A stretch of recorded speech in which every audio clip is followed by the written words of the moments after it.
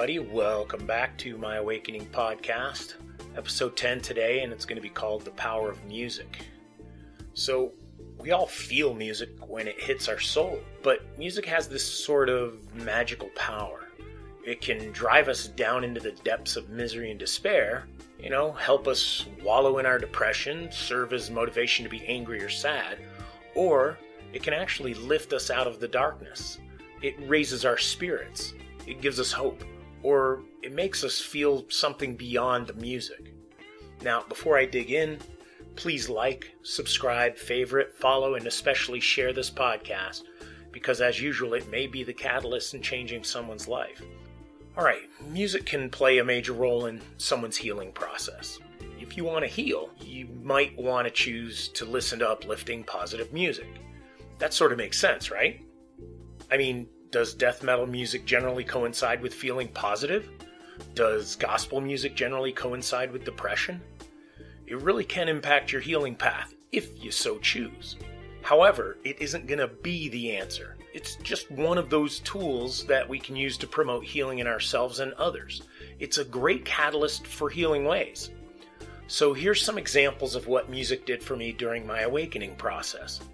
Now, before I get into it, remember, my awakening process has been my entire life, so we may be covering some very interesting musical genres. Now, when I was a kid, there was some incredibly memorable moments of hearing certain songs that let me know God was working. My earliest memory revolves around my Catholic church choir and this family that always performed songs during the holidays. Now, the oldest daughter had one of the most beautiful voices I've ever heard to date. She could sing anything and she would just simply crush it all.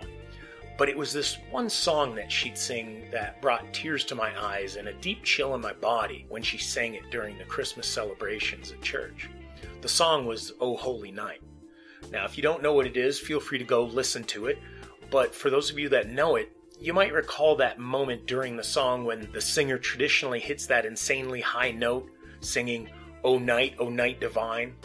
I still get chills thinking about it, especially when I bring that memory of her doing it. Though my Catholic upbringing didn't get me closer to God as I'd hoped, that song sung by that woman absolutely did. Later in my youth, I was exposed to things like big band jazz, Mitch Miller and the Boys, classic Beethoven or Mozart, disco, blues, Elvis, the Beatles, Simon and Garfunkel, ABBA, and all the 60s and 70s music. My dad was involved in a radio station, so every time something was cut new, he would be able to get one of the copies of it and bring it home, and we'd get to listen to anything that was just starting to hit the charts, or not even hitting the charts.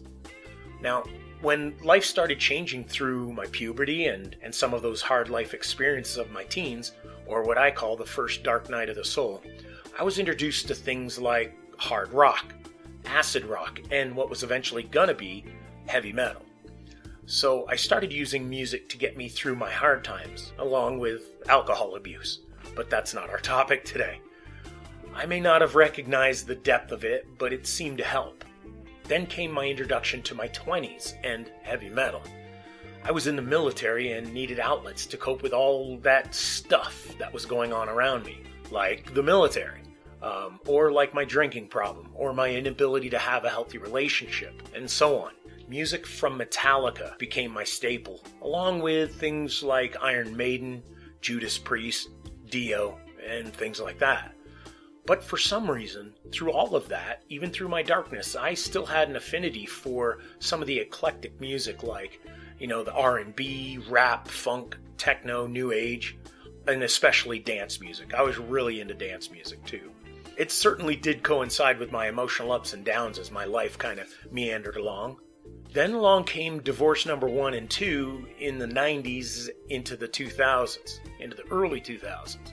I then entered into the darker hate and anger music like Disturbed, Korn, Linkin Park, Tool, and especially System of a Down. Those bands were my, I'll call it, escape, as I still hadn't figured out how to cope with my own emotions at that point. I had to find something, and I was still working on that alcoholism, and it was at that point where getting out of that darkness helped me get out of the alcohol. I was into my hardest and darkest times when suicide was a healthy option for me, and all those bands, They sort of made sense at that time. But interestingly enough, even through all of that darkness, I found some soft healing in other bands that were not as popular. Some of them were God music that I didn't recognize as such, and I didn't really see it at the time because I didn't want to see it, or at least until I started digging into my deeper awakening. Now, a band called Creed was probably the most hidden, uplifting alternative rock music I got into. But again, I was just on the cusp of seeking God again. I wasn't out of my dark night of the soul yet in the early 2000s. Now, breaking into the new millennium, life seemed to be cruising along into what I call mediocrity at best. So music once again guided me. After some physical issues like a bilateral hip replacements and my athletic world shot for a good year or two, my corporate world dreams and aspirations came crashing down, and so too did I. Back to dark metal. Then, somewhere along the lines, life starts taking a turn for the better. Now, in the last 10 years, since roughly around 2009 or so, my music of choice has shifted with me into my reconnection with God. Now, a big part of it was American Indian music, and that tended to fill my soul.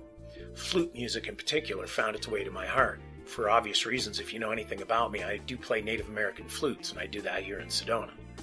And now, today, all I listen to is uplifting God music.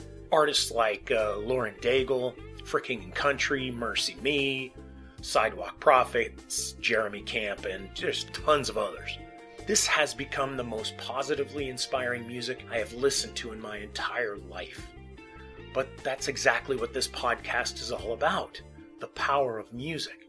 Now, would I have listened to today's music selection when I was 10, 20, or 30 years old? Well, with the right guidance, absolutely. But to have listened to it on my own? Well, you kind of heard what music my dysfunctional brain was attaching to during those dark times, right? So it's probably obvious on my own I wasn't going to be able to get into this stuff. This is why we need to be open to assistance in our healing and coping with life's stuff.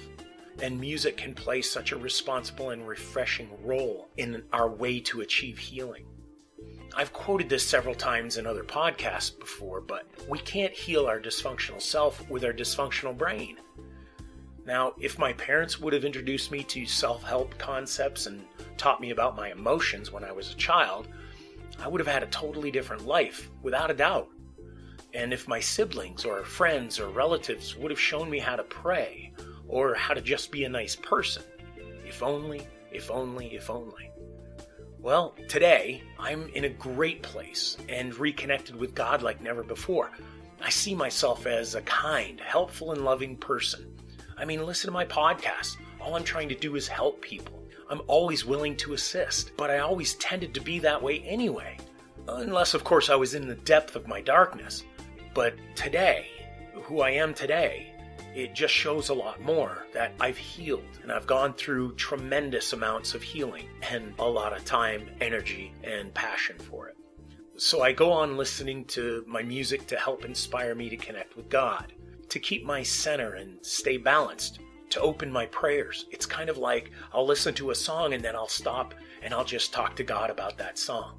And I use it to just try to be the best me I can be so that others can see it. And if they see me, they'll see the difference. And they just might hear my music playing in the background and they might just ask me what it is. Now, I think you can tell a lot about where a person is in life by the music they're listening to. I mean, all you got to do is rewind this podcast. Listen to what I was listening to when I was going through my struggles. It doesn't tell the entire story about somebody, but it is a great tool to help in assisting them through their troubles. Like if somebody's coming to you and they're telling you that life is great and they're having a blast, but yet they're listening to the depressing type of music. You catch them listening to something dark and demonic-ish or whatever. You know there's something out of balance there.